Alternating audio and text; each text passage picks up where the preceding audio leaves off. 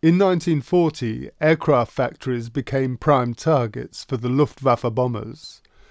Both the factories at Canbury Park Road and Brooklands were attacked and damaged in German raids. As a precaution, Cam and his design team were moved to Claremont House near Esher. So, for the duration of the war, in contrast to the dingy accommodation in Kingston, they were based in a Palladian mansion, once the home of Princess Charlotte, only child of King George IV. Cam was by now well advanced in planning the second generation of monoplane fighters. Roy Chaplin was his right-hand man, who supported Cam with complete loyalty. Unlike Cam, who had risen from the shop floor, Roy Chaplin was university educated. Academic engineers were now increasingly in demand as aircraft became faster and the design process more complex. So, whether he liked it or not, Cam now needed the input of those he referred to as his bright young men. At some point he became less of a designer in his own right and more of an inspired leader of design teams. That so many members of Cam's staff later took charge of aircraft or weapon design organisations is testament to the training they received under him.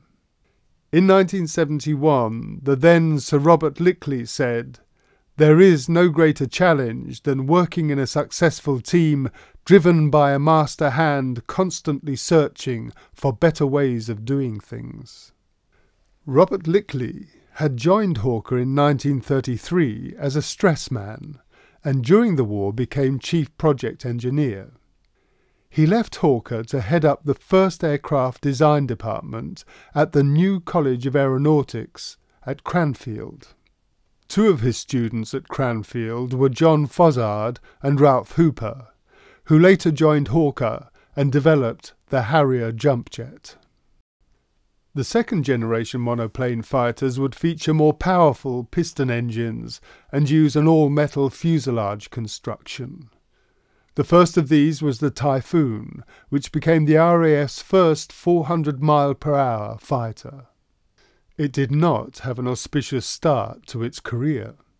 There were lengthy problems with its engine, and it was subject at first to rear fuselage failure, with the whole tail unit shearing off in flight. Travelling at speeds approaching the sound barrier, which the Typhoon could do when in a dive, brought into play aerodynamic forces which were not then well understood. The problem was eventually identified as excessive vibration in the tail section, but not before a number of test pilots were tragically killed, including Jerry Sayer, who had been with the company since 1929. The reality of aircraft development and our understanding today of the aerodynamic forces involved came at the cost of the lives of many courageous test pilots. This was the dark side of the thrill of flight. Hawker Typhoons were built by Gloucester Aircraft and came into service with the RAF from 1941. It did not succeed as an interceptor fighter, but was the fastest Allied aircraft at low level. It developed into a formidable ground attack aircraft, used against targets such as bridges, gun emplacements, and road vehicles. Typhoons were used during the D-Day landings in June 1944 to attack German military installations. In the Normandy campaign, particularly the battles of Caen and the Falaise Pocket, they were used to devastating effect against enemy tank formations and, in support of ground forces, cleared the way for Allied armies to advance. The Tempest was a further development of the Typhoon, but with a thin wing which enabled it to perform at higher altitudes and made it the fastest aircraft of its day with a top speed of 438 miles per hour. It was the only Allied aircraft capable of outpacing missiles. In a letter to Flight International in 1966, after Sidney Cam's death, Tempest pilot Roland Beaumont wrote of Cam, "His Tempest 5 shot down nearly 700 V1 flying bombs, more than the total shot down by all other types together, and all other types had been tried." Had not the Tempest been available at just the right moment, a high proportion of these 700 bombs must have fallen on the population of London. The country has very good cause to be grateful to his memory. Over Germany in 1945, Tempests shot down more Messerschmitt Me-262s, the first German jet fighter, than any other Allied fighter, and, in the final weeks of the war, swept the skies clear for the Allied advance on Berlin. Churchill has said to the Cabinet during the Battle of Britain, "The Navy can lose us the war, but only the Air Force can win it. Therefore, our supreme effort must be to gain overwhelming mastery in the air." In this, Churchill was proved correct. The aeroplane had indeed played a decisive role in the Allied victory. Enormous resources had been poured into the British aircraft industry during the war, which had risen to the challenge with inventive fighters, bombers, and other types of aircraft. At Kingston there was again great satisfaction with the company's contribution to the victory.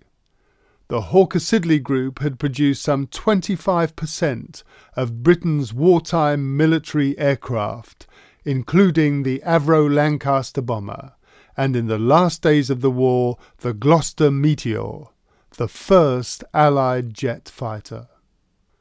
The Hawker aircraft factories in Kingston, Brooklands and Langley employed at peak over 13,000 in 1942. This from a workforce of around 2,000 in the mid-1930s. It was hard work in the wartime factories, with the assembly line working around the clock. At Canbury Park Road, the day shift started at 7 a.m. and finished at 6:30 p.m, with 1 hour for lunch. The night shift lasted 11.5 hours. Production was driven by Frank Spriggs, remembered by the workforce as a very forthright man, good at getting the job done and telling people where they had gone wrong.